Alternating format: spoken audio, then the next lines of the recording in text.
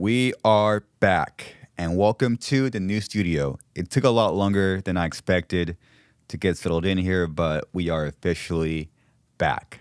There will be a new podcast every other Wednesday, 12 p.m. Californian time for YouTube, and 12 a.m. Californian time for all audio platforms. So tune in every 2 weeks on Wednesday for a new episode. Our guest today is Ashlee Evans-Smith. She is a mixed martial artist and fights in the UFC, the biggest fight promotion on the planet today. She is also a podcast host, and I personally recommend her episode with our bass player, Dan. So go check it out and give it a listen. If you want to support the Garza podcast, please check out our sponsors in the description. This episode of the podcast is brought to you by DistroKid. If you're an artist, musician, and want to get your music up on platforms such as iTunes, Apple Music, Spotify, Amazon, and even social media like TikTok, Instagram stories, you know what's up. DistroKid can do that. Just sign up today and get 30% off. Head over to distrokid.com/VIP/Garza. That's distrokid.com/VIP/Garza to get 30% off. Check it out. We are also brought to you by EMG Pickups. I personally use the 81.7 here in the bridge and the 67 in the neck. It gives me that over-the-top, heavy, exaggerated sound that I love and need in my life. Head on over to emgpickups.com and check out their wide variety of sick gear. I hope you enjoy this chat. Please welcome Ashlee Evans-Smith.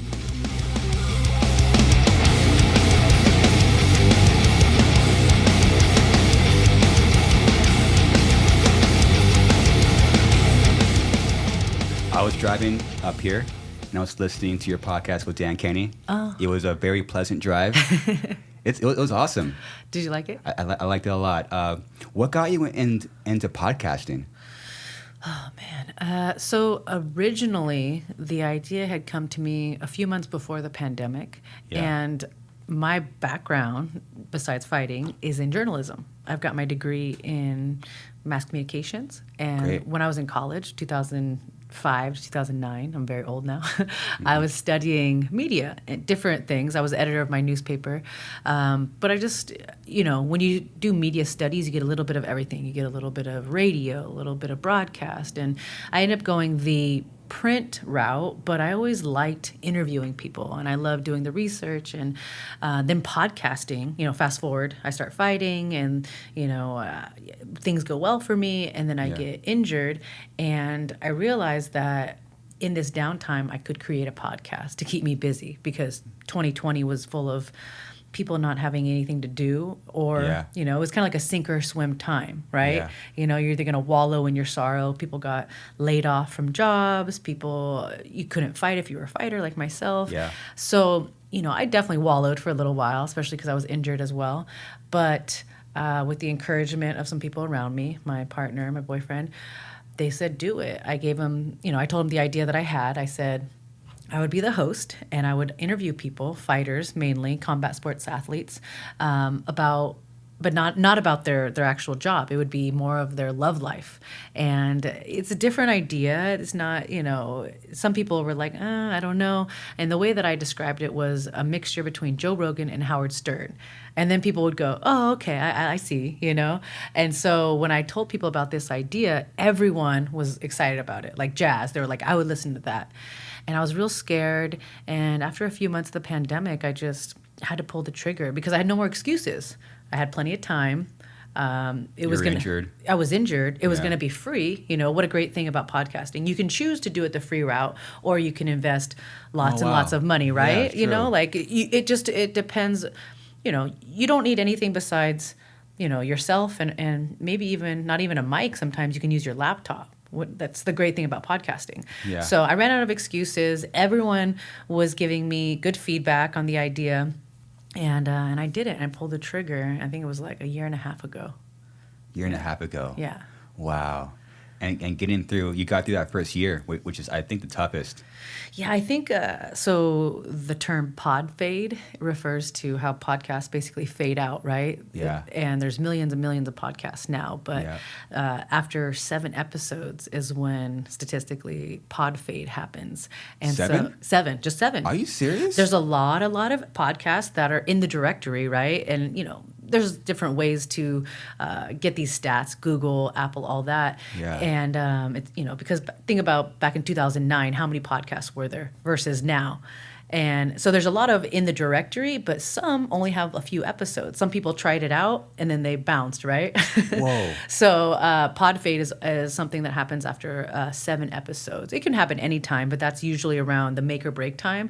So at first I just gave myself a goal. I was like, just don't be that pod fade. Don't have more than 7 episodes. That's a great goal. Yeah, and I did that, and then it started going well, and I knew I didn't want to be a quitter. There were so many times where I would book a guest and they would cancel, or I felt stressed out because some kind of technical situation. As we talked about earlier, I'm not the best at cameras and the microphones and all that kind of stuff.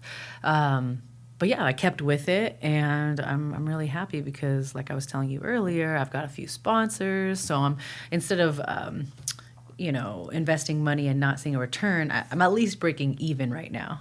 Yeah. And then once you try to get to that next level, there is, as you said, that's a few expenses, and then you're just trying not to hemorrhage. Yeah. There's a whole nother level for me, and that's the video aspect. Because right now, I do feel like we're killing it. We're on Spotify, iTunes, all podcast platforms, and the audio quality is great. I've got my audio engineer, DJ Zol, shout out.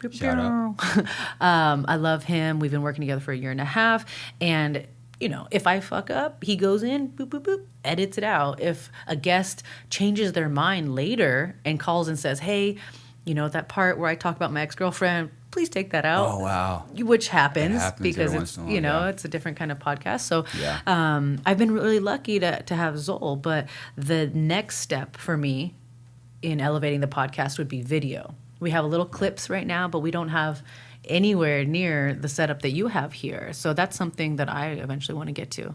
I think that'd be really great for you to get into the YouTube space and get into video. Yeah, I started the YouTube channel. I actually jumped the gun a little bit. I created it before I had the video and the whole setup ready. But so I have the YouTube if you go there, and it's ready to go. But I think it's, do I want to invest more money in cameras and editing and that kind of stuff, and I do. It's just finding the right time. We're living in a crazy world, financial stuff. I'm a fighter, so I'm injured, so I'm not fighting, so I'm not bringing in money. It's like, how do I want to spend my shekels, my few shekels that I have right now?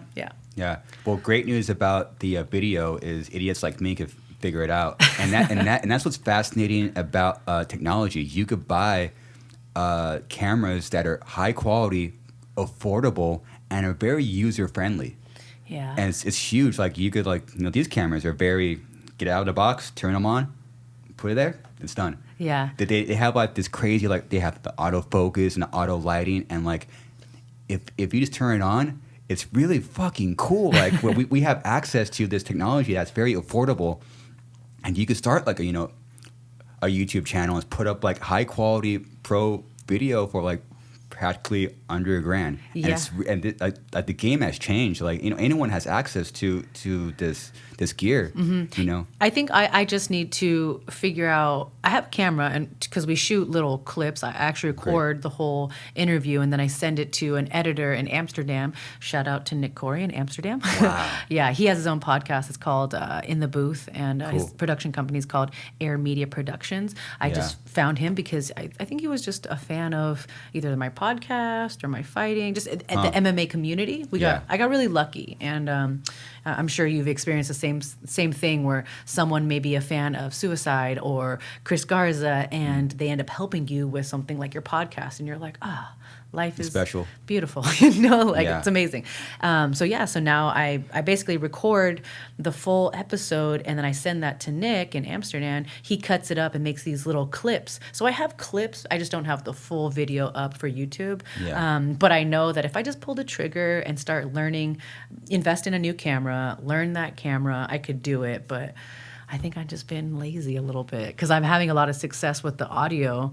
Yeah. And there's just the growing pains, right? I'm probably going to do a Totally. couple of videos and you're like, I can't really hear it good. Or the next video, it's like, Sure. the lighting sucks or something like that. But Yeah, it's good. No, it's good that you already have the right mindset. You don't want to kind of stay in this current success.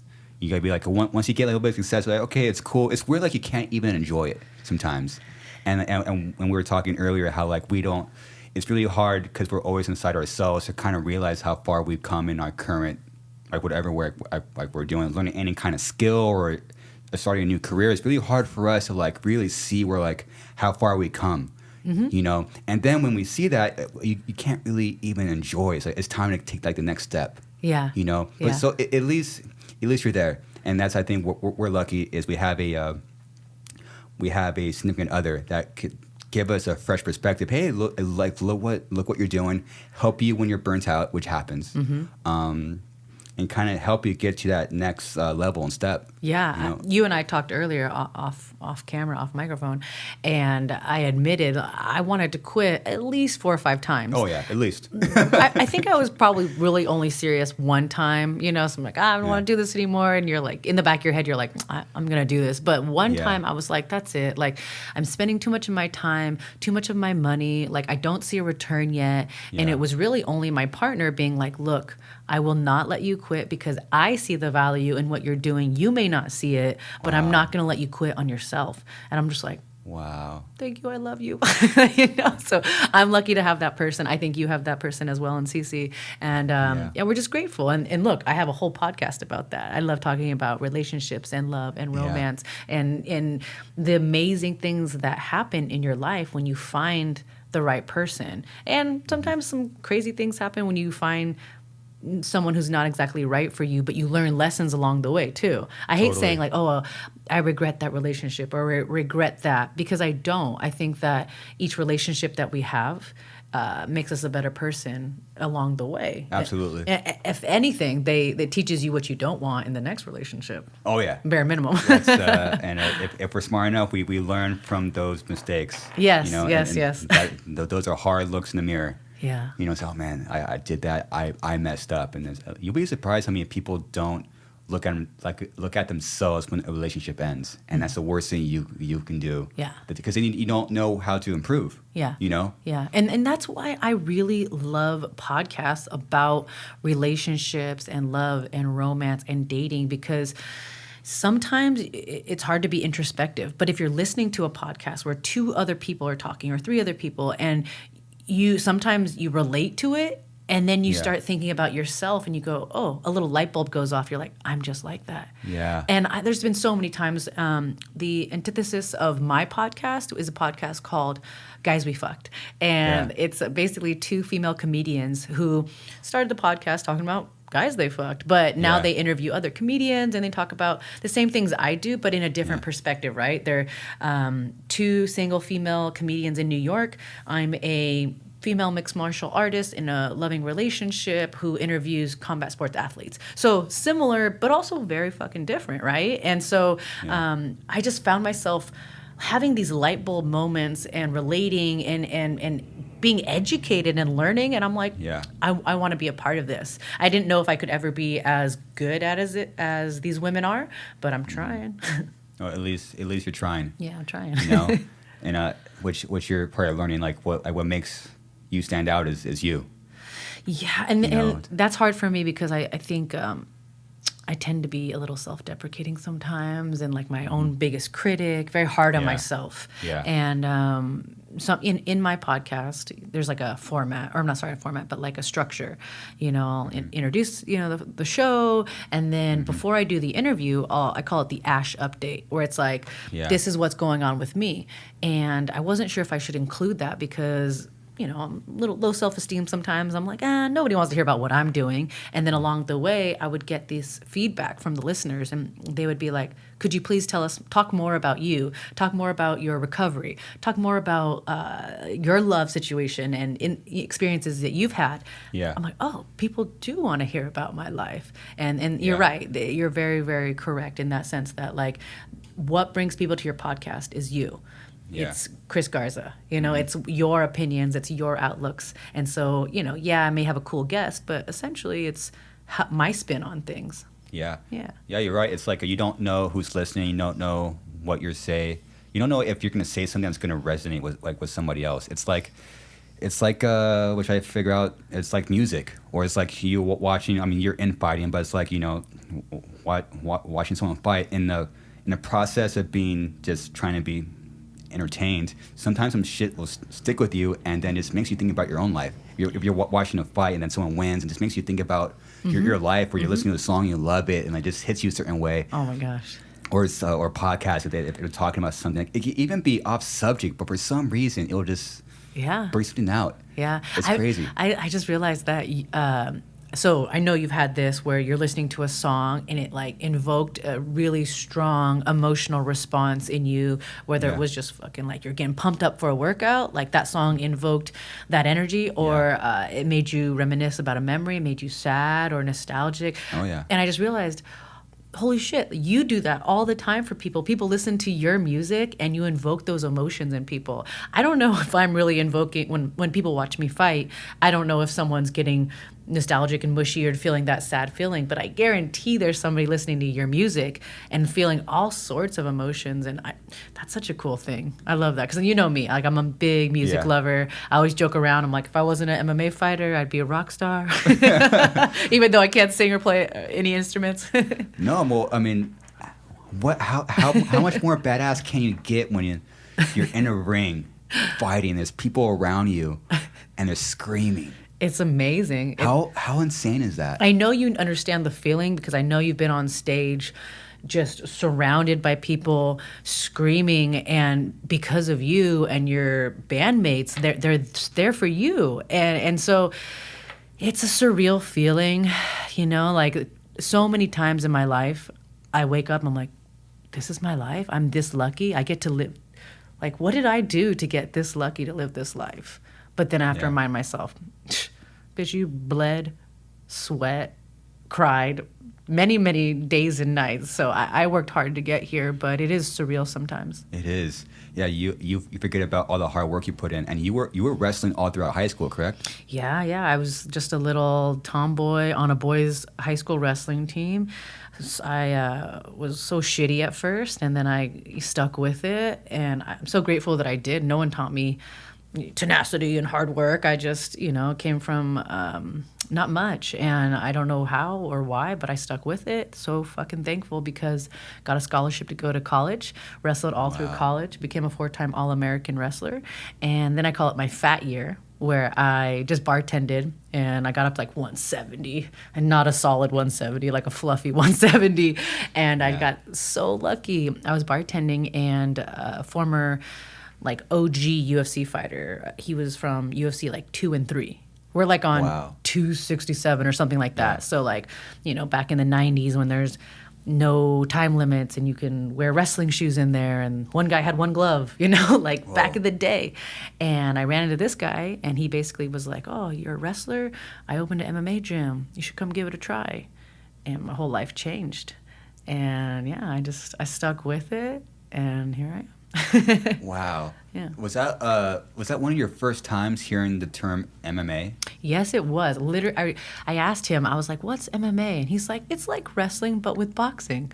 And I had seen boxing, girl boxers, and I thought to myself, like, oh, that's another tough, strong female sport, boxing, women's wrestling, women's boxing. I could do that. So I, visualized, kind of fantasized about being a boxer. Like, it's just cool. And I've always gotten to a lot of street fights in like the mosh pits and stuff like that in the punk rock scene in Northern California. Like, you're moshing, and I was always a strong girl. You push one girl and she thinks you're like pushing her too hard. Of I'm course, like, it's always something bitch, like it's that. a mosh pit. Calm down, It's like we're supposed to push each other. What the fuck's going on? That's the point of this. I never got that.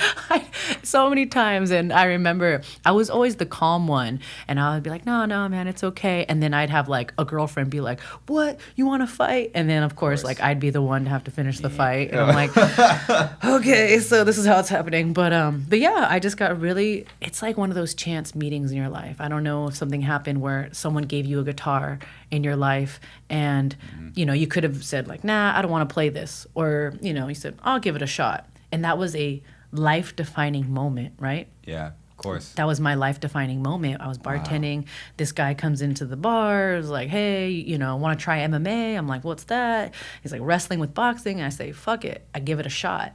And I just fell in love because it was very similar to wrestling, where it was so fucking hard.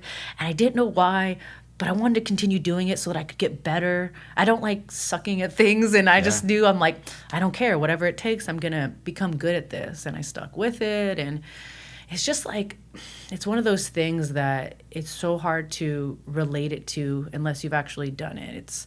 And as a woman in a male-dominated sport, it's also another level of hard to explain, right? Because, you know, my whole life I've been told, you know, be a lady and do these things that are, you know, girl, quote unquote, I'm doing air quotes, guys, but, you know, girl things. And I've never liked anything that was a girl thing. You know, I liked fighting and wrestling and punk music, and, you know, from the way that I dress or whatever it was, it's just, you know, not ladylike. And so now it makes a lot of sense that I ended up being a professional MMA fighter. It's not ladylike.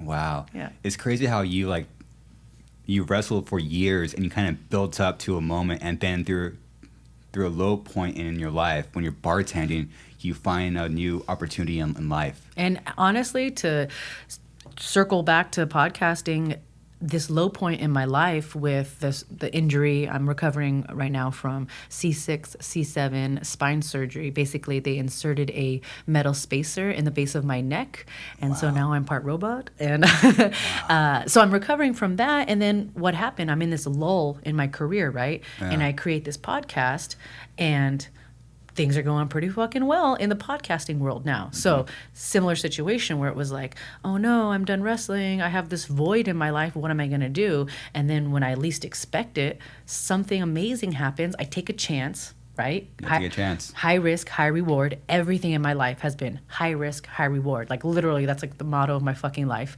Yeah. And it always pays off. There may be some bumps along the way. Literal bumps, you know. For you, yes. Yeah. I'm bumps being an idiot. And bruises and stuff. No, you know, come on. Like, I know, I've heard stories of you guys. You know, I can't imagine, you know, like vans breaking down, you know, tours getting canceled. Like, I totally understand that you guys in the musical world deal with your own bumps along the way. And that's why you and me and Dan and the whole band we've always just been, we got along so well because there's just a very good connection. I don't know how you explain it, but like, they're different industries, but they're so paralleled as well. Like they're similar in so many fucking ways. And me and Dan Kenny, we're always joking. It's like, he's like, if I was a fighter, I would do this. And I'm like, well, if I was a rock star, I would do this. Well, let's tell Dan. Well, first you got to wake up early. Yeah, he's like, I'm out. Oh, actually, no, I'm out. I know. Actually, he's been waking up relatively early, I'd say this past 6 months to a year, and it always freaks me out. I'm like, what's wrong? He's like, what? I'm making breakfast. I'm like, you don't have breakfast, you have lunch. You know? No, I'm just secretly jealous of Dan Kenny because he could just get up and rip it, and I had to get up and like practice a little bit. He just, I don't know. Does he really? Some people just have that. Like, he doesn't have to warm up. He could just play, and he's on it. Really? And like, I don't have that at all. I didn't know that. Fuck you. You fucking dick. Oh, man. But you're right. There are a lot of parallels with many other walks of life and careers. Anything that involves, like, there's like a subconscious respect. Like, you just kind of know when someone dealt with some shit. You know? Like, it's like you understand the risk. You understand, like, losing and the sacrifice to get where where we want to be. And there's like that subconscious thing there, you know? With music and with especially mixed martial arts, like trying to be a UFC fighter, right? Yeah. And trying to be like a rock star, like a super, the level that you guys are at is basically being like a UFC fighter, like the top level. That's how I would explain it. Yeah. And sometimes the path that you take, me versus the person who doesn't make it, they're so similar, and they're just off by one lucky opportunity. I took a chance, maybe you guys, you went on tour, I always tell people, they always ask me the same question: what advice would you give to a new fighter or someone trying to get to your level? Don't give up. Yeah. I know it's so fucking corny, right? But the difference between me and that person who didn't make it is that no matter what happened, my injuries, financial situation, love life, family life, deaths, whatever fucking, pandemics, you got to find a way to keep going. Yeah. And it's just corny. It's so corny, like, never give up. But it's so true because I don't think I'm that much better of a fighter than so many people. I just think that I have the tenacity and the heart and the mindset that's like, no matter what, I'm going to be successful. Yeah. And I think, that came at an early age with that wrestling on a boys team and then getting into mixed martial arts and now into podcasting. I don't know how it got there because I didn't have a mommy and daddy to be like, all right, you're going to be a hard worker. And I didn't, I definitely gained that along the way, hard-nosed way. But I'm so grateful that I had that, in me somewhere. Yeah. Isn't it kind of weird when you don't have like you mentioned like the mom and dad thing? Isn't that kind of weird when you don't have that? It gives you like this chip on your shoulder. Yeah, and I talk about this all the time because I love my brother. I love you, Colton. But him and I, obviously, same mom and dad situation, same upbringing. But he decided to he wants to stay in our small town, and he wants to, he's happy with that lifestyle. Yeah. And I was just like, look, this is the opposite of what I want. I left our small town and I went to college, and I'm just always trying to achieve more. And so it's weird because you can go either way when you have that kind of upbringing, right? It's like you lean into it or you're like, this is not what I want. And I consider myself super lucky. Yeah. No, you are very lucky that you at least found something. And it seems like with you, like when you find something, that leads you to find something else. Yeah, I always tell people it's like my life has been a big snowball. I don't know. Like I didn't wake up one day, I didn't watch something on TV and be like, I'm gonna be a UFC fighter. Everyone always thinks that did you used to watch the UFCs and dream about being a UFC fighter? Yeah. No, I just fell into wrestling.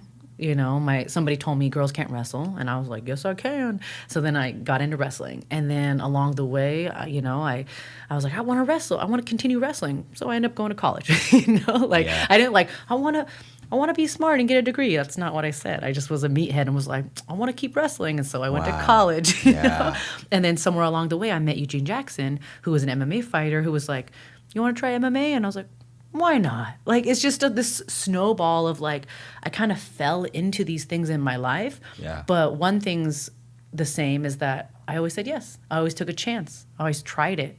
I always gave it my best shot. Sometimes I got my ass beat, literally. Yeah. But yeah, it's always paid off no matter what. Always do your best. Yeah. And even if I stop the podcast tomorrow or stop fighting tomorrow, whatever, right? Like these lessons that I've learned along the way are irreplaceable. Yeah. Yeah. Yeah. Those are like some old grandma stories that you could tell, For sure. And so I'm very lucky that I have these stories to tell because to me they're whatever. They're normal. It's my life. I have, I lived it. Very lucky that it's normal to us. Yeah, it's normal to us, lucky, right? Like going lucky. on tour and it's like this is normal. But then I talk to some of my other friends or I have people on my podcast and I'm like, oh, my life is super interesting and unique and different to them. And I forget that we're lucky. We're very, very lucky. Lucky, and I look at what you do, like, man, you get to go in the middle of an arena and it's freaking punch people. Like I know you were talking about music and how music invokes a certain feeling in people, but again, like I'm like I'm the UFC fan. People don't like. I'm a casual. But that to relate that to music. I prefer to show people metal that don't listen to metal because you get that more clear, innocent perspective. And I notice when I'm in an arena and I see someone fight, it's like people are stoked. Like there's like this, like with someone, when you hit someone or do something like that, people start screaming.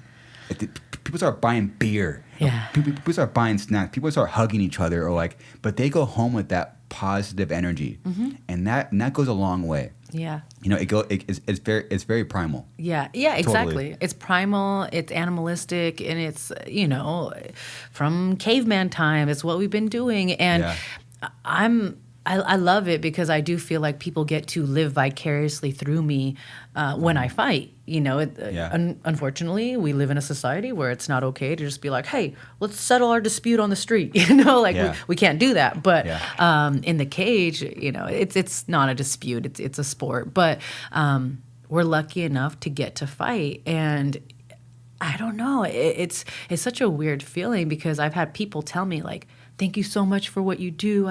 Oh my God. And I'm like, I'm just fighting people in a cage. I'm not curing cancer over here, But what I do and the hard work that I put in and, performing well while thousands of, millions of people are watching means a lot to them. And so after a while, I'm like, okay, maybe I am contributing something, giving some kind of inspiration to people. Because I do question, I'm like, come on, is this what you're going to do with your life? You're just going to be locked in a cage and punch people in the face for a living? But I know at the end of the day, it's doing more than that. I'm inspiring people maybe to get healthy or to train martial arts themselves, or some women to train self-defense and protect themselves. And that I feel good about. That's what I want to. Cool. I want to feel good about what I do, and I'm like, okay, maybe it's not just punching people in the face. No, it's funny to us. It's just like, it's just doing it, and you'll never fully understand. What's really going on.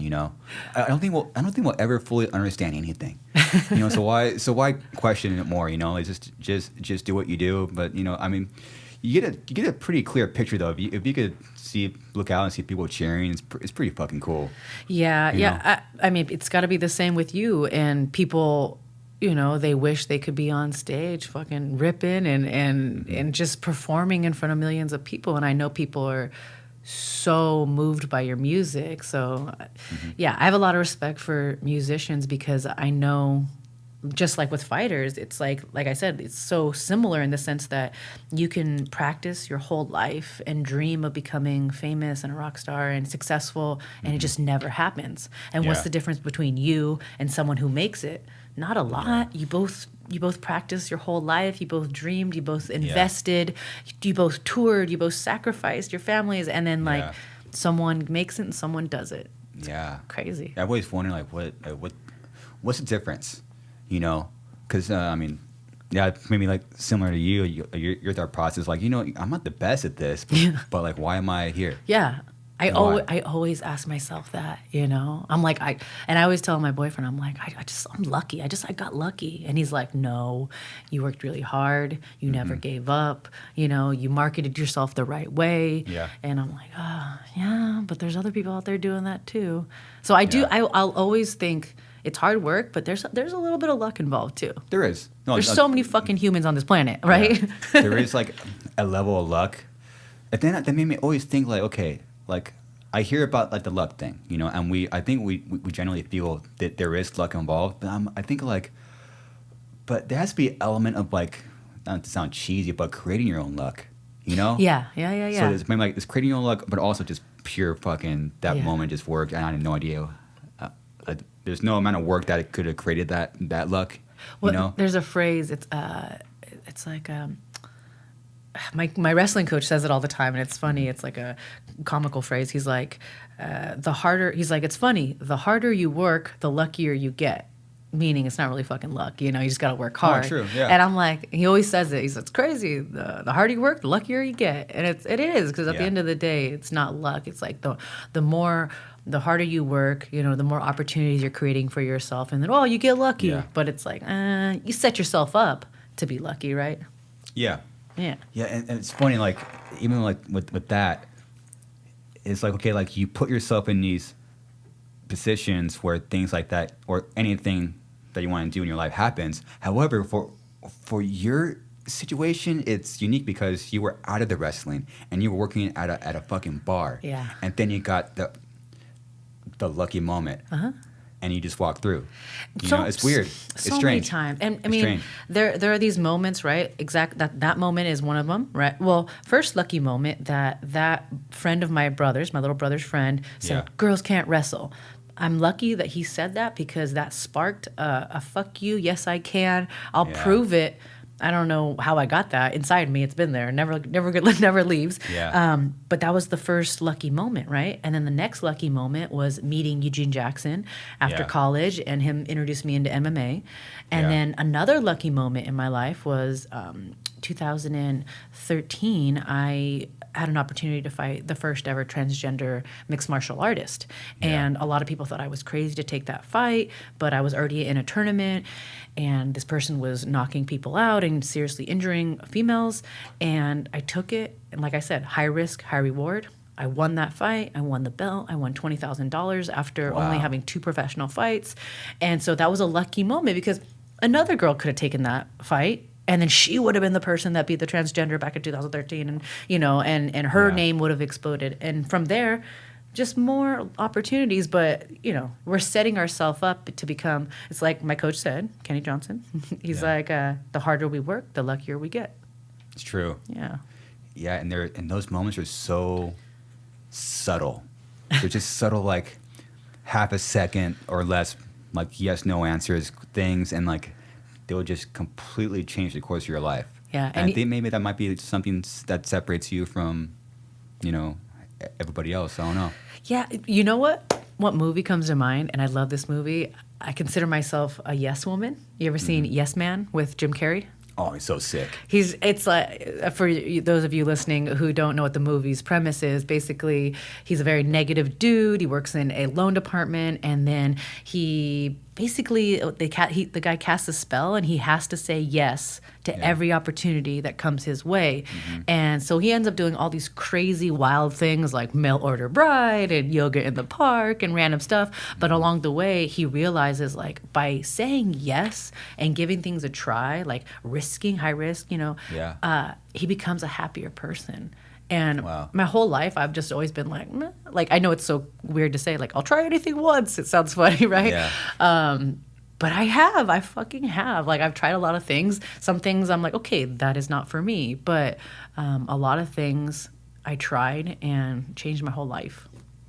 Yeah, it's funny just saying yes to those opportunities. Yeah. You know. Yeah. And then that's most importantly, it's you already touched on it. Is also when you do that, you also know what doesn't work for you. Yeah. And you don't know what doesn't work for you unless you say yes. It's like to like that moment. Okay, I tried it. It's not my shit. Yeah. I'm out. Yeah. But then during that, you know more who you are. Yeah. You yeah. know? We were talking about that with dating, right? It's like, Yeah.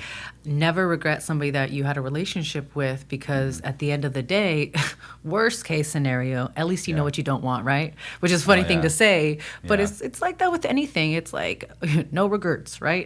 Yeah, no, Like, totally. No regrets. No, it's funny. Like I had the same conversation with my girlfriend, and like how I asked for her number. It was a simple like yes no in my head, a split second stupid yes no. It's like, oh, I see her sitting down. I'm done with my workout. I could go left and talk to her, or I could go right and just leave and go about my day. Mm-hmm.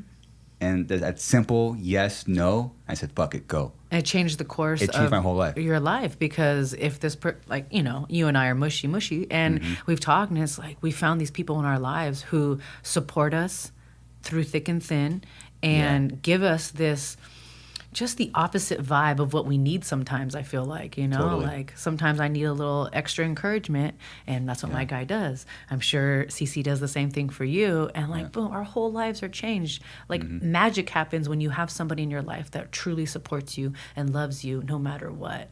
It's great. That's- Totally, it's great. And to anyone that's listening and watching, like I was pretty fucking like hard-headed, like be single, do stuff yourself. But man, being vulnerable and it's letting and bringing someone into your life, I really did like improve it. And I just learned from my lessons. Okay, to ask for help with like certain stuff, and I get like some feedback. Because I was for years I was single, and like you could do all this like yourself, and I was so wrong. Well, I think that mindset, like with anything in life, there are levels, right? And each person is different. So like there may be someone listening right now who is single and killing it in life, and they're happy, and that's great. But I think that it's important to just like I said, my theme of my life is like take chances. Yeah. Take a chance.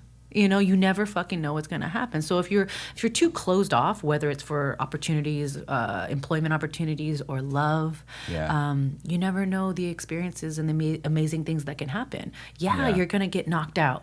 You're going to get your heart broken.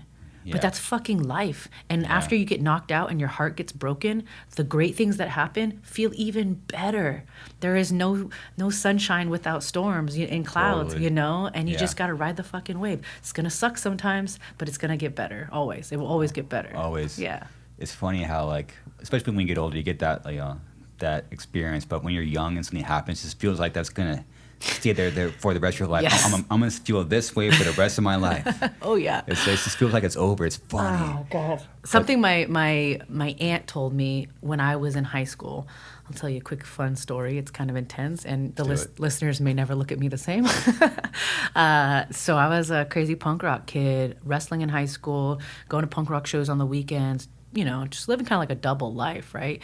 And I was drinking hardcore. I'm sober now, but should have got sober a long time ago. This was like the first story where you're like, you probably should have got sober at 17 years old, Ashley. But nope, chose to, 32 years old. But at 17 years old, I was, wrestling in high school. I was being a punk rocker, going to all these parties, drinking like crazy.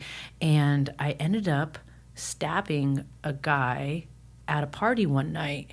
And this whole situation, obviously very serious, right? The guy ended up surviving, and, only needed like 1 stitch or 2 stitches, and, him and I are patched things up ever since. But I thought my whole life was over. I was 17 years old. I had a scholarship to go to college. I thought I was going to go to jail. And my whole life was crumbling around me because of this huge thing that I did. I ruined my life.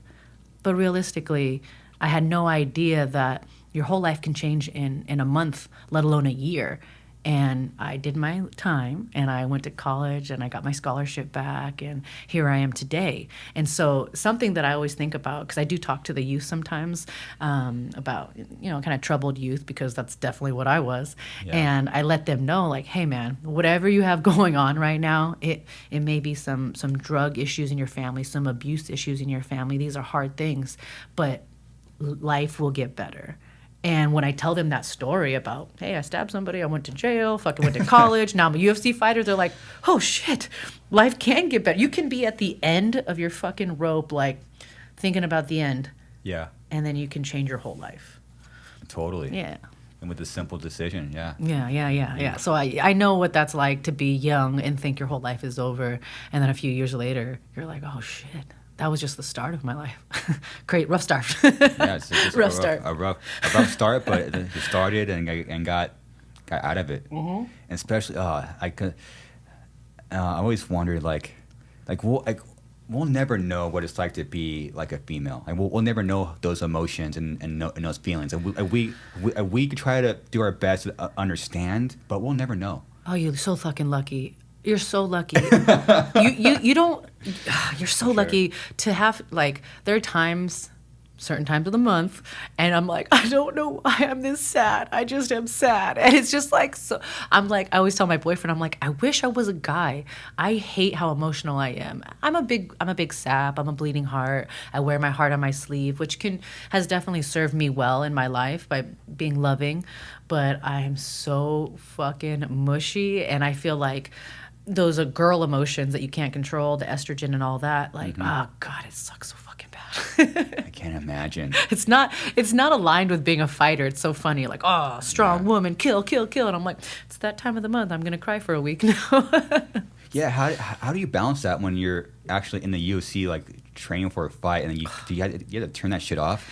Dude, everything is trial and error with this kind of a thing, right? There's no handbook. It's not like, okay, boy UFC fighters get this handbook. Here's how to be a UFC fighter. And girls get, it's not like that. And so, whether it's dealing with your emotions, if you are lucky enough to have your cycle fall on fight week, oh my God, because you're already emotional during that week. Now deprive your whole body of nutrition and water, and then the stress of knowing that you're about to fight in front of millions of people.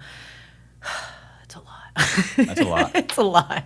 Yeah. So I cry a lot, I cry a lot, How do you get through it? I cry. I just cry a lot.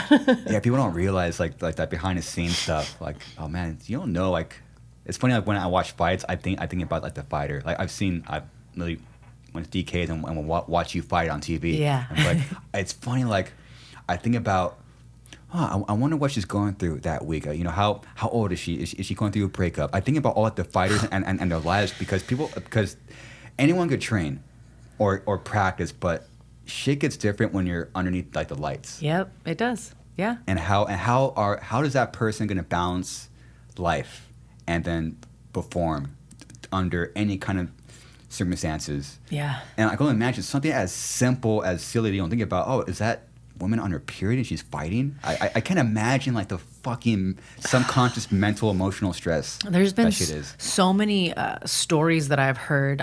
I've been very lucky. I've never had to like go through a breakup right before a fight, or I have had fights happen, but like a breakup right before a fight. I've been lucky, but the whole gauntlet, right? I know people who've had family members pass away the week of and all this stuff. The craziest thing I've ever heard, there's a girl, a great fighter named Kat Zingano. She used to be in the UFC, and I believe she's in Bellator now. Such a trailblazer, pioneer of the sport. A really sad thing happened. She was married, and her husband, I believe it was committed suicide, like right before her fight or something like that, leading up, and she still fought, and it was like a crazy fight. I forget exactly what happened, but I remember after she won this, she like let out a scream, and there's like pictures and videos of it online, and it's like this like gut wrenching sound of like all the emotions and the tears and the pain built up of her, and then she just let it all out, and it was like, I get like misty-eyed thinking about it, because it's like, unless you've like really been through a hard fight camp, like I'll never know what she went through, because I've never had a husband pass away, and then she still fought. It's crazy. And then you have, like you said, those people, the casuals who, not you, like the mean people, the trolls who go online and they talk horribly to fighters or musicians, and they have no fucking idea what they were going through leading up to that performance, that fight, right? Yeah. And they just rip on that person. But that person, that fighter, that musician, they had the balls, ovaries to get up and perform regardless.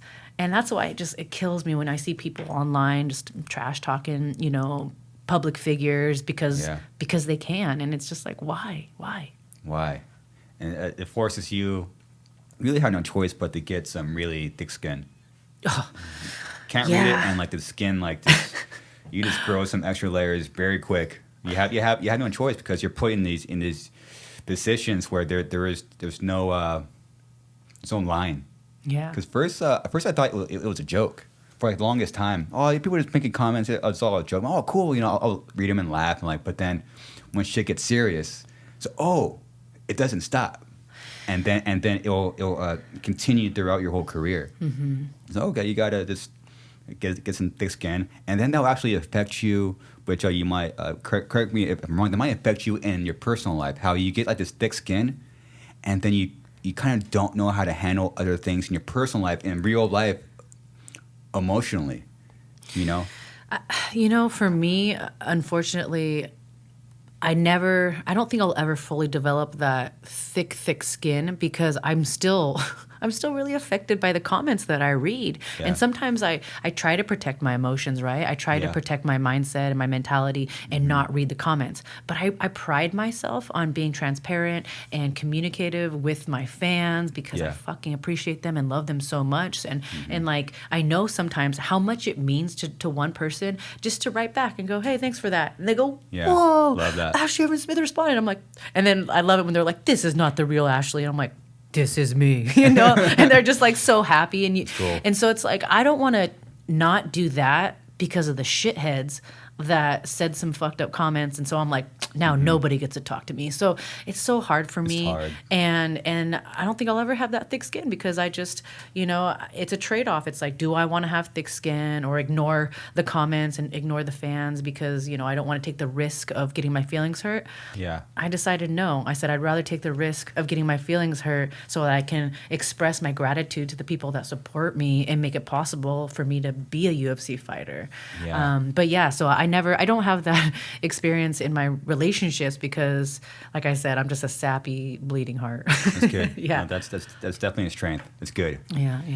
Oh, it's definitely a strength. When you're going through a fight camp, you're training, or even during a fight, it's like, and we touched on like wanting to give up. Is there ever a time, even during a fight camp, like you're like, I'm done, but you just have to keep going?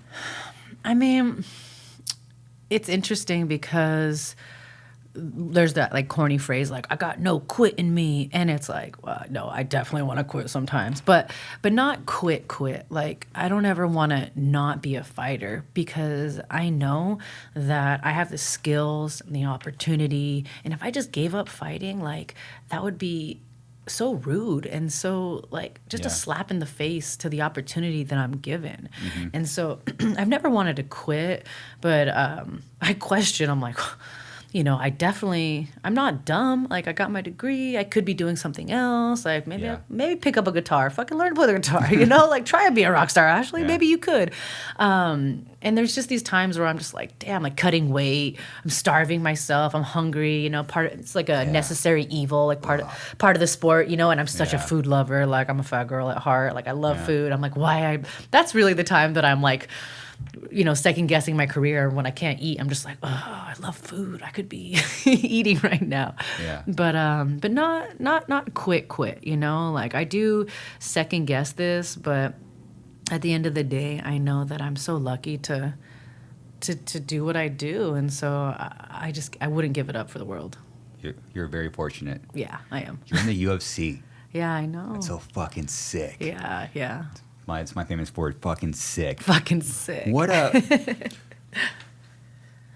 But what level of quit comes up? Not quit, but like, what do you give up first? Physically or mentally or emotionally? When you're during a fight, because if you're not in it, we'll never understand. Like what is going on in your head? What are you feeling like? What gives up first?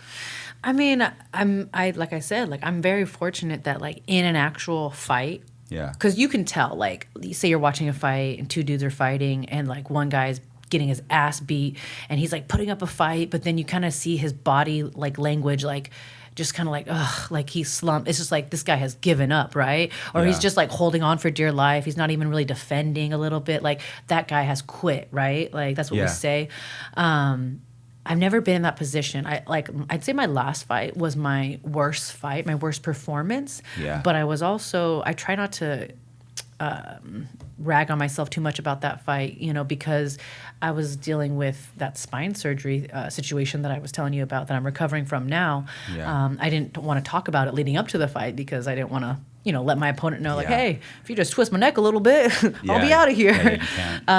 So in that fight, I was so fucking injured and I was getting my ass beat.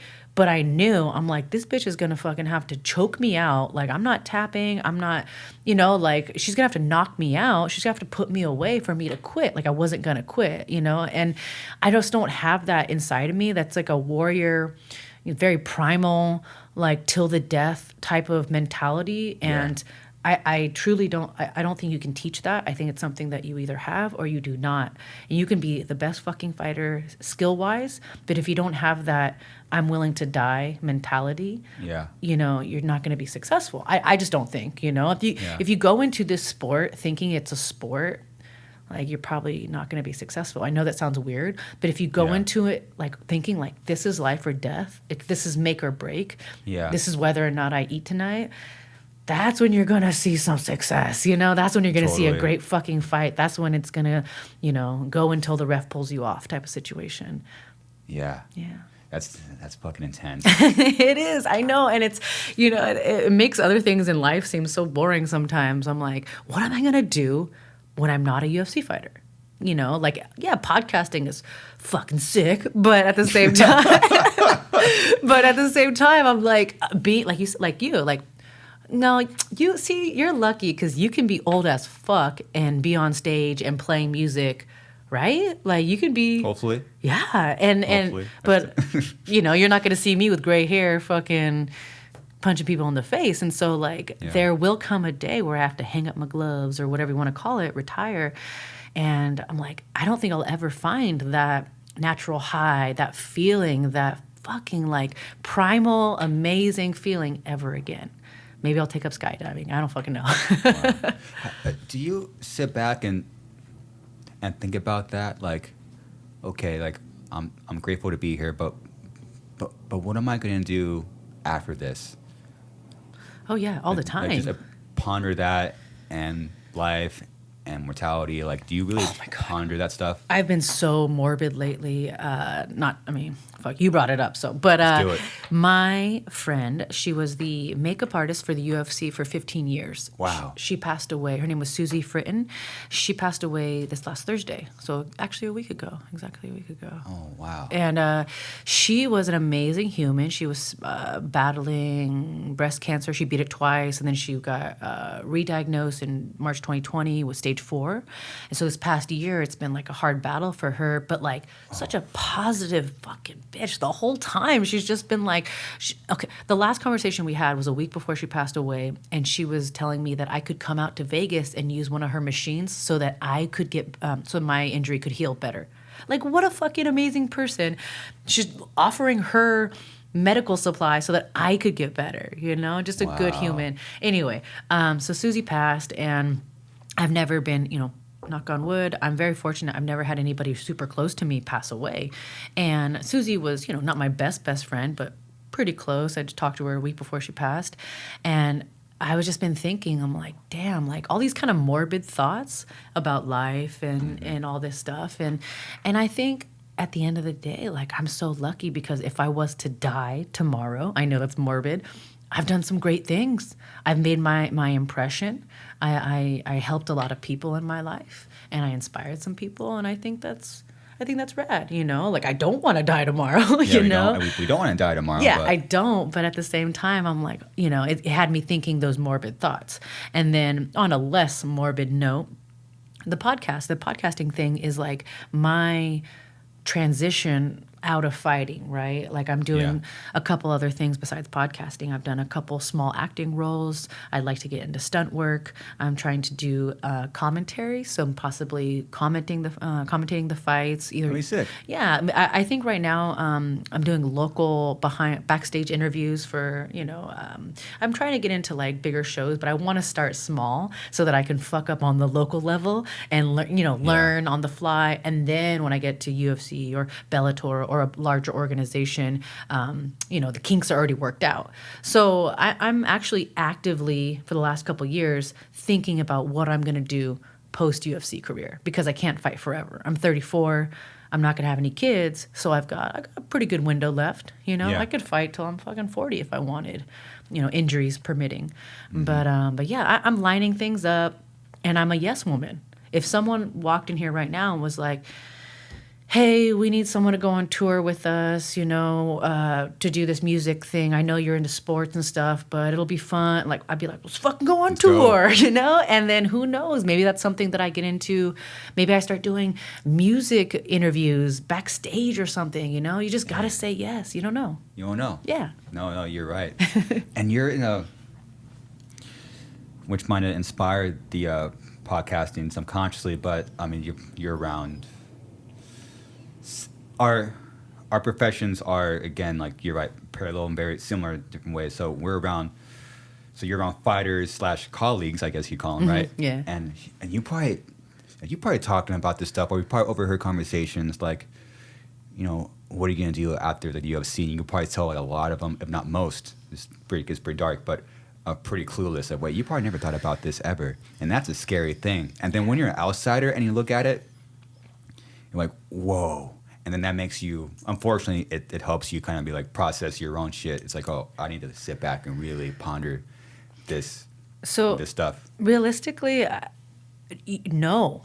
People, fighters, this is the sad part. You don't hear fighters talk about this kind of stuff. Mm-hmm. What actually made me start thinking about it was, and this is sad, but I've seen too many fighters fight past their prime and fight not because they wanted to fight, but because they needed money and they didn't have another way to support themselves, or they thought they didn't have another way, Mm-hmm. They didn't invest their time wisely in the prime of their career to set themselves up for post-fight life.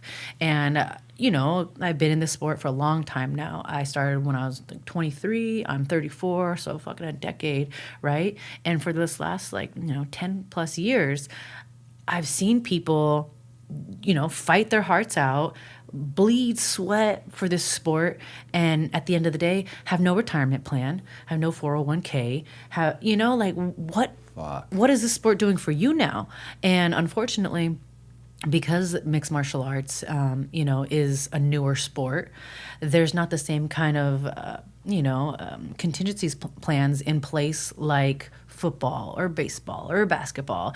And the fighters were not as taken care of, even financially, in a lot of ways, as these other sports are. We're not unionized. The Ali Act in boxing is not a thing in mixed martial arts. That needs to be a thing. We can go on a whole nother hour tangent of that, but unfortunately there's a huge pay gap between what the fighters are making now and what they really should be making. And so it's just sad to see that some of the fighters that came before me, their bodies are beat up and they didn't plan the right way. So Morbid, like I said, but now I'm like, oh God, I don't want to be 40-something fighting for a paycheck and beat up and just that's all I have to offer. So that's why I'm doing these other little things to try and prepare myself for when I do hang it up. You need to. Yeah. You need to ponder your life, and your future. Yeah. And learn from my mistake, which I learned recently, I've been SS 100%, like you in fighting, you're just this one thing, that's it. I'm gonna die doing this. But I found like when you step back and have like other things going on, you actually go to this side harder. It was this weird mind fuck. I was like, wow, it's cool. But then I went too far into like this, then this suffered. So then, okay, wait, so learning that balance, okay, when you find that balance, you can actually go to the thing that you want to die for more. Mm-hmm. And it was a big like learning experience. Yeah. Not having all your eggs in one basket actually allows you to have your eggs in one basket. Yeah. And what's weird is that you say that is for so long, if I did an interview, I would always say, I'm a firm believer of you can be a jack of all trades and a master of none. Mm-hmm. Meaning that if you invest your time in too many things, you're not going to be a master in one thing because you have to really hone in, solidify, focus on one thing. Yeah. And I mixed martial arts, MMA, and fighting, and I did that for a very long time. And I'm lucky that the pandemic happened, and I'm lucky that I got injured because it forced me to get out of that mindset and start trying other things. Yeah. And but I was gonna fucking ride it till the wheels fell off with fighting. And now I'm doing these other things, and like I said, I can be very hard on myself, self-deprecating sometimes. Yeah. And I'm like, oh, I'm not going to be good at anything besides fighting. I'm only a fighter, and unfortunately, that's what a lot of fighters think. They think that I was made to be a fighter. That's all I'm good at, and it's not true. It's that most of these fighters have so many things to offer. Totally. But they don't put their energy or their efforts into the other things because fighting is such a hard sport. You gotta give it 110%. You have to. Yeah, it's a double-edged sword. It is. You know, and we were saying earlier, like it's weird that you could you got to do a lot of things you don't want to do. You got to grind, hustle, work to be able to do the things you want to do. And a lot of people won't do the things you don't want to do because but I don't. Especially when you're talking probably fighters and in my world, it's musicians. Everything has to vibe and it has to feel right. I'm like, if you don't grind this side, this won't ever feel right. You know, and I'm pretty sure it's similar to you, and you've probably seen it so many times. You're just saying, but you know, fighters that just don't want to grind this other thing so this could happen. Yeah, and you know what's weird with mixed martial arts, and you don't see it in other sports, is that since fighting is such a newer sport and underdeveloped on, you know, like unionizing and that kind of stuff, and our organizations don't quite, you know, don't want to badmouth my organization, but like doesn't quite, you know, take as good of care of us as, let's say, the NFL does their athletes, right? So you end up with these athletes who have to be like a manager and market themselves on social media, and you know, you're almost like, what would I call it, like, it's weird. Like, you have to be this like press machine on social media where you're like, you know, promoting your sponsors and doing all those things. Like, you don't see NFL players like, oh, better take a selfie with my protein shake today so I can get paid. It's like,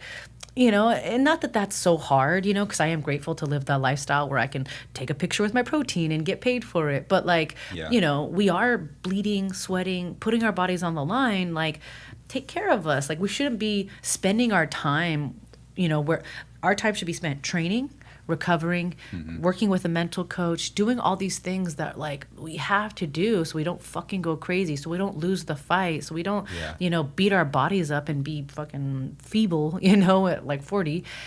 And we don't need to be taking fucking selfies with protein shakes, you know? So if we just got paid a little bit better, you know, we wouldn't have to be, you know, like this media marketing machine as well. And I think that's really like strange that you see in the MMA world as opposed to other sports. Yeah. Well, since you brought up, it was, again, like it's just when you're an outsider, only you know, only the UFC fighters know. We have no idea. So, like, what is your take on fighter pay?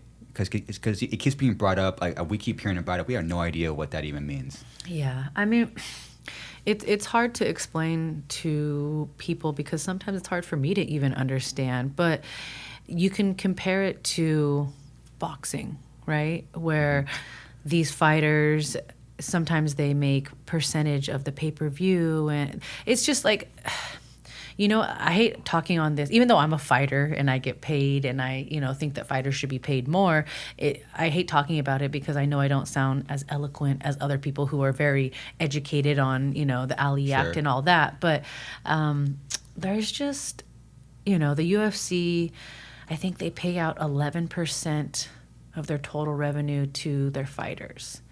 And that's just wrong. You know, like 11% is nothing. And, you know, they're making, you know, billions of dollars and paying us 11%. And, you know, I hate talking about this stuff also because, you know, I'm not a huge, big draw. So, like, some people will rag on me for talking about it. And, you know, I'm on a 2-fight losing streak right now, you know. And some people would say, you should be grateful that you're in the UFC. You should just, you know, don't bite the hand that feeds you. Just shut up and, you know, be lucky. And I am, but at the same time, I also, you know, I want to stand up for my fellow fighters and speak on what's right. And we definitely need to be paid more money.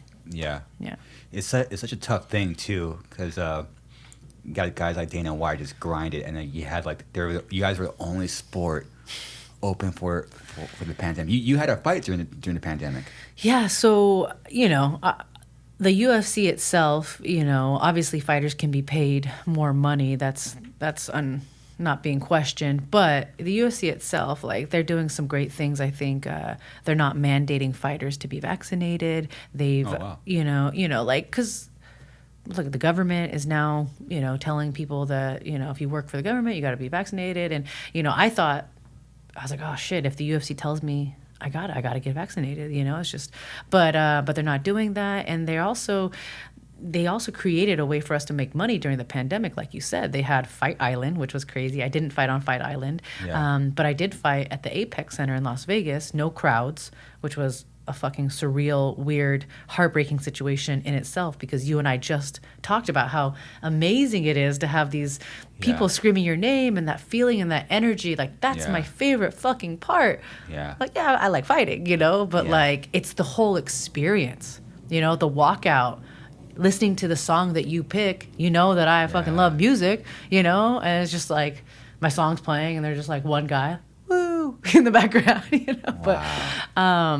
But so UFC, there's pros and cons with every job, right? But I can't fucking believe that they did that. I'm so fortunate, so grateful. They allowed us to make money when no other sports were competing. And Dana White's a crazy motherfucker. He created Fight Island, and now he's, I'm so lucky to, like I said, this is the theme of this podcast, probably been, you're very lucky, but also work hard. But I do consider myself to be very lucky, because other organizations, Bellator, ONE, all these other ones, they weren't putting on fights. Yeah, and they were talking shit. And then now it's always you always need one crazy person to go first. And sometimes it hits, sometimes it doesn't, but thankfully this hit. Yeah, I mean, no one really knew what the fuck was going on. So, like, even the people that were calling him crazy, I was like, maybe he is crazy, And then the people that were like, no, this is amazing. I'm like, kind of is amazing. Like, I don't even know. Crazy. Like, we're in this world where, like, tomorrow a new study can come out about COVID, and then it's just like, oh, we didn't fucking know that. Crazy. We're learning and growing every day, and as soon as we figure things out, something fucking crazy happens. Like, this last year and a half has taught me, like, don't think that you're comfortable. Like, always have a backup plan. Yeah. And with the podcasting thing, like, I thought, like, okay, this will be a backup plan, but now I've got like a backup plan for my backup plan, and so on and so on. And yeah, I learned a lot of lessons this last year and a half, for sure. A lot. It's kind of, again, like, there is an understanding, like, okay, obviously there is the negatives, that people lost their jobs and some people really had a hard time, but there is, like, the opportunity aspect of it, and it's really time to heal physically, mentally, and really process and think about some shit. All right, press pause. And really, it took time to really process a lot of stuff, and it was definitely life-changing. Yeah. But that was like a good thing. Yeah. It was a good thing. In my head, I could be wrong, but like in my profession, my band, like, the pandemic in a way kind of saved the band. It was able to, like, kind of sit back and, like, press pause and, like, just everyone fucking chill out. Yeah. And, like, it's just weird. Yeah. Or how certain people react to certain situations, like. Some people, will go through a breakup or get broke and react in a negative way. But me, no, it's like I'll get broke and react in, like, the opposite way. I'll get better at what I'm doing. Yeah. I'll hustle more and grind more and get better at my craft. Yeah. When I'm broke or, like, kind of lost. Yeah. So for me, I'm like, the pandemic was awesome. Yeah. Because it made you, like, as fucking, okay, how it really separates, which you probably see in fighting all the time, separates, like, the people that are great and just don't succeed. Like, how do you handle certain situations? Lucky I'm with a bunch of guys that just love what they do. We handled the situation great. I can only imagine how you handled this whole year and a half. Yeah, it basically, I was told this a long time ago by one of my coaches, and he was talking about specifically the fight, like how a game plan can change in the fight, in the moment. You prepare for a fight, you're like, okay, we're gonna go in there, we're gonna punch him in the face, we're gonna take him down, we're gonna bang, and we're gonna win. Yeah. And then, like, this person's super fucking fast, they won't let you take them down, and so it's like, are you gonna be that person who, like, just keeps at the same game plan even though it's not working? Or are you gonna be the person who in the moment realizes, like, oh shit, things aren't going the way that I thought they were gonna go, now we gotta adapt in the moment, change the game plan. So just like in the fight, in life, fuck, shit, pandemic, are we gonna keep trying to do something even though we can't? Or are we gonna adapt in the moment, pivot, create something new, start over, reassess, like, all these things, right? All these adjectives. Yeah. And it's just the people who can adapt and change in the moment are the people that are successful. Like you, like I, we're not making $1 million, but we realized, okay, shit's bad right now. We got to figure something out. It's a sink or swim situation. And we didn't want to sink. We fucking swam our little heads up, you know? And it doesn't matter if you're just fucking hovering your head above water or if you're fucking doing dolphins, you know? Like, you just gotta make a plan in your head. Like, I refuse to sink. And I think, like I said earlier with my weird kind of lifestyle, like whether it was wrestling or fighting, and, like it's just like I refuse to sink. I refuse to be, like I unfortunately put on a morbid spin on it, but like I have a lot of like drug abuse in my family growing up, and it was like I didn't want to be, like not have that much money. I didn't want to be, kind of like at that level of life. Yeah.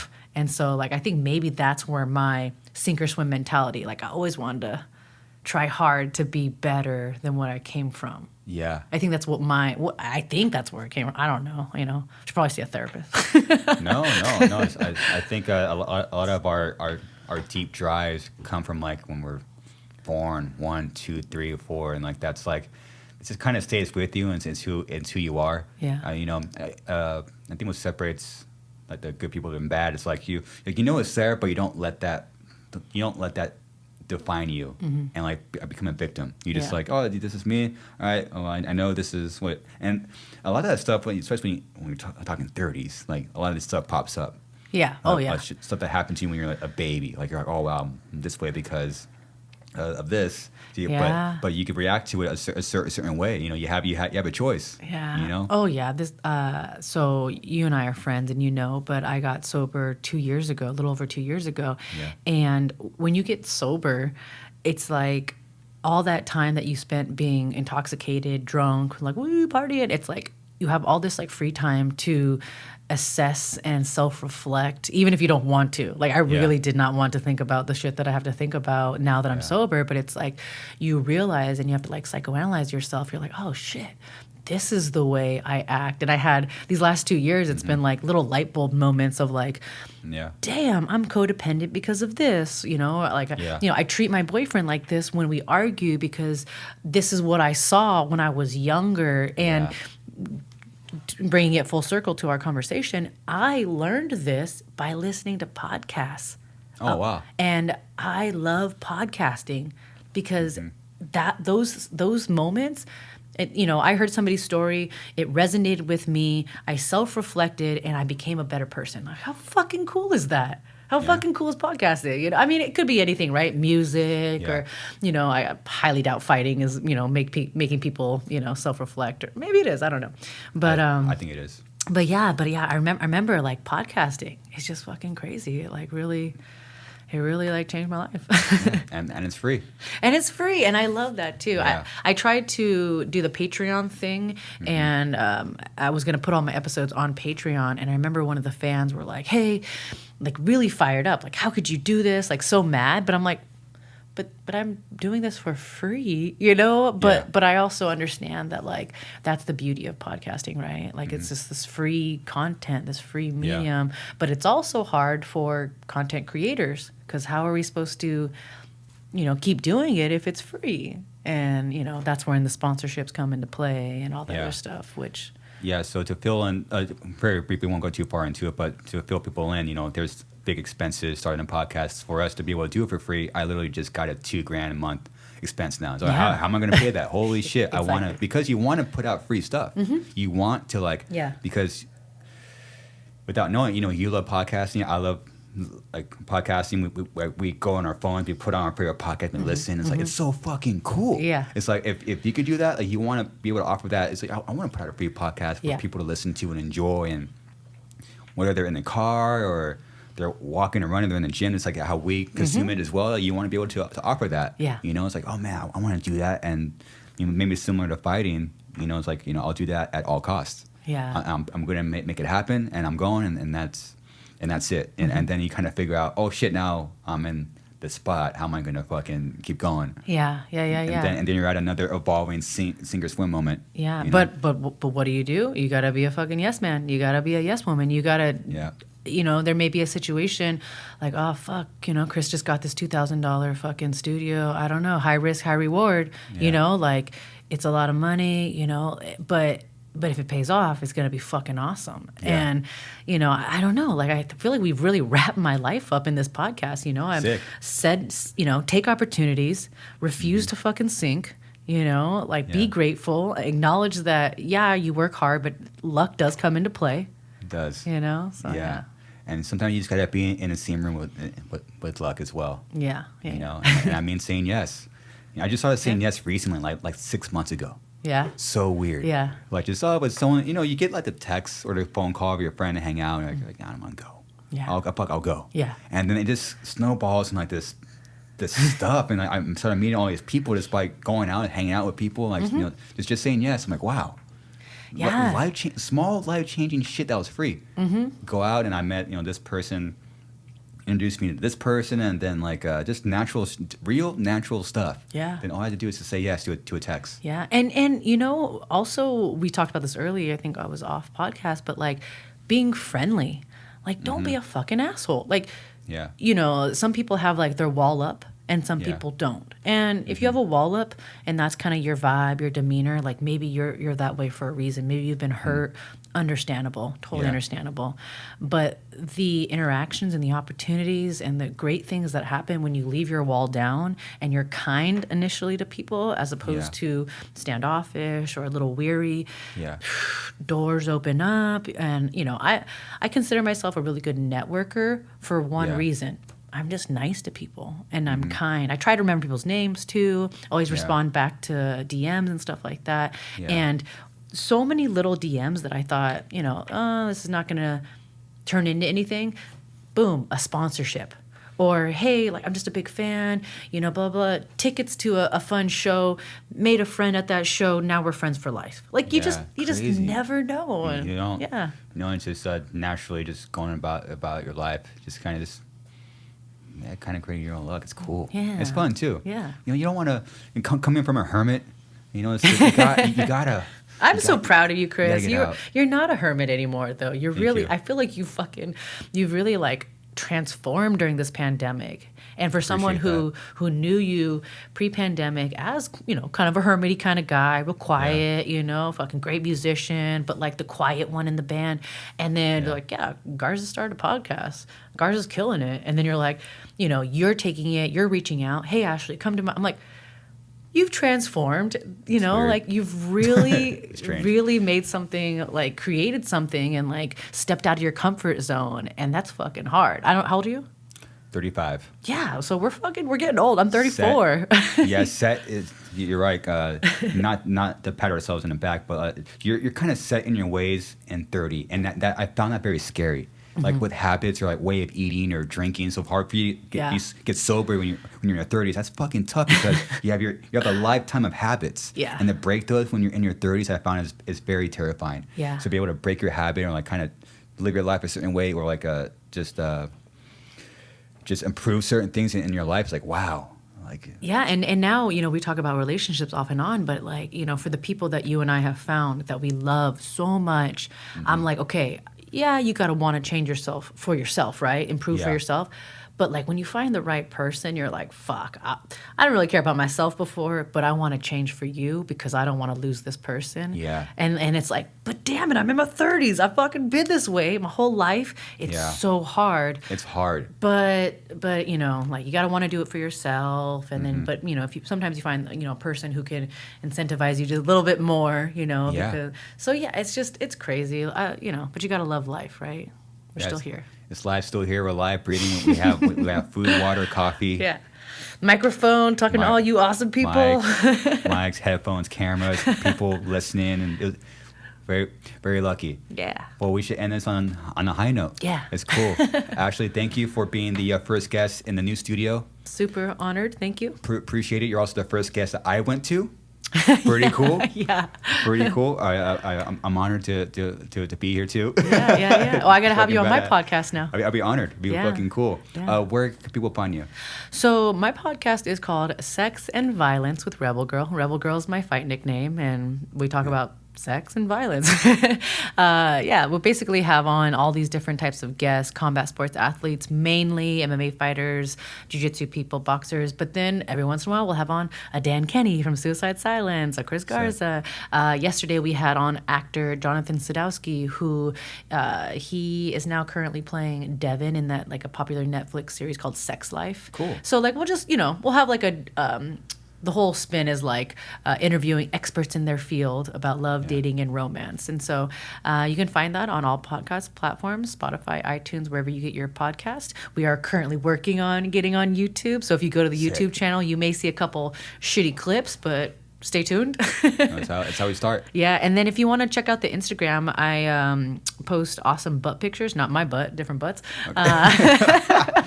So you want to see some nice booty pics? We have a pretty rocking Instagram page. I'm very lucky. I think we're at over 10,000 followers on there. Great. I'm like, I wish I had as many downloads as I have followers on Instagram. That would be amazing. Wow. But that's at Sex and Violence with Rebel Girl on Instagram, and my Instagram is at Ashlee MMA. Beautiful. Well, Ashlee, thank you again. Yeah. And all right, everyone, that's it. Thank you. Later. Goodbye.